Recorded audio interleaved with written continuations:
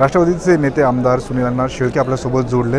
अण्णा, एकीकडे मंत्रिमंडळ विस्तार झाला, दुसरीकडे भुजबळ जे आक्रमक झालेले पाहायला मिळत आहेत, वेगवेगळे विधानं ते करत आहेत, कसं पाहतायचं? शेवटी भुजबळ साहेब हे राष्ट्रवादी काँग्रेस पक्षाचे ज्येष्ठ नेते आहेत, महाराष्ट्राचे ज्येष्ठ नेते आहेत आणि त्यांना मंत्रिमंडळातून बाजूला ठेवणं का ठेवलं त्याचाही देखील विचार माझ्या पक्षातल्या नेतेमंडळींनी केला असेल।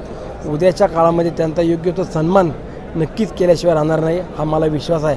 परंतु तरी देखील भुजबळ साहेब जे काही वक्तव्य करतायत किंवा त्यांच्या भावना त्या मांडण्याचा प्रयत्न करतायत, हा विषय कुठंतरी सामोपचारानं संपेल हा आम्हाला विश्वास आहे।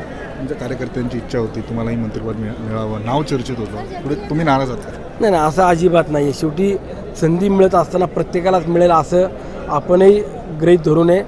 आज आमचे 41 आमदार असताना आम्हाला 10 मंत्रिमंडळात खाती किंवा मंत्री म्हणून त्या ठिकाणी संधी मिळणार होती आणि 10 जण घेताना सिनियर आहेत।